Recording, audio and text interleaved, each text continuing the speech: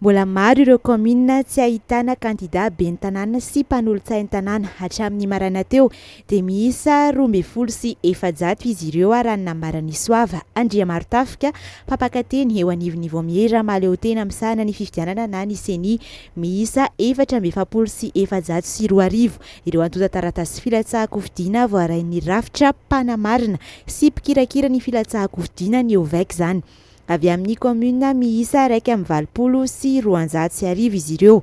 Izany hoe commune miisa 12,700 no mbola tsy misy candidat hatramin'ny maraina teo. Ny alakamisy izao anefa no hifarana ny fametrahana antota taratasy filatsahako fidiana ho ben'ny tanàna ary ny 12 Desambra izao kosa no anatanterahina izany. Tonga nitsidika ny industrie de l'océan Indien tetsy Anosy androany maraina ireo andriambavilanitra izay mandray anjara amin'ny fifaninanana Miss Madagascar 2024. Ny orinasa industrie de l'océan Indien dia misehatra eo amin'ny fanamboarana savony sy akora fampiasa amin'ny fidiovana. Nahaliana ireto andriambavilanitra tompony antsaratarehy amam-bika avy amin'ny faritra 12 ireto ny fitsidiana ity orinasa ity tamin'ny ity andro faharoa amin'ny fifaninanana ity. Nahatratra 1,200 ny fandikan-dalàna voarakitry ny polisy-pirenena eto Antananarivo hatramin'ny sin'ny hetsika Kodare ny 12 Septambra teo araky ny fanazavan'ny komisera Manitra Razafinday. Ny fidorohana zava-mahadomelina no laharana voalohany amin'ny fandikan-dalàna izay nahitana tranga miisa 420 manaraka azy ny Arpos nahatrarana tranga miisa 320 ary ny Alatra Tsotra izay nahitana tranga miisa 70. Nankasitraka ny olom-pirenena moa ny mpitandro ny filaminana noho ny fiara-miasa tamin'ireny hetsika nataony manamboninahitra manao fanamiana sivily ireny.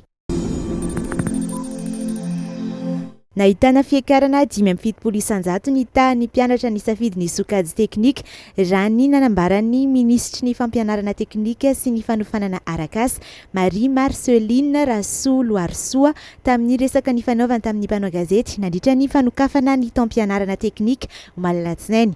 Nambarany fa tsy diso safidy ireo tanora mitodika any amin'ny fampianarana teknika ka hitondra azy ireo amin'ny tanjona izay iriny izany. Ny fampianarana teknika dia anisan'ny kitro ifaharan'ny firenena hoy ny ministra ary ahafahana mamelona ny ankohonana.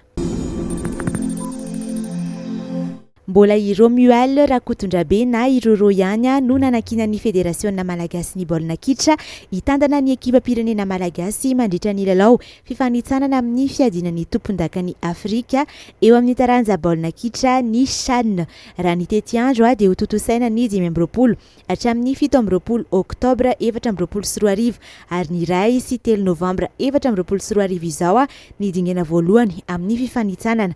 Ny dingana faharoa kosa dia ho totosaina ny sy ny 12 Desambra 2024 ary ny 17 sy ny 18 Desambra 2024 ihany. Asa mafy no miandry nyity mpanazatra ny ekipa-pirenena ity. Fifaninanana iraisam-pirenena 3 izany no iandrasana azy ankoatry ny CHAN dia eo ihany koa ny fifanitsanana amin'ny fiadinan'ny amboaran'ny Afrika taona 2024 na ny CAN 2025 tahaka izay ihany koa ny fifanitsanana amin'ny fiadinan'ny amboara eran-tany na ny Mondial 2026.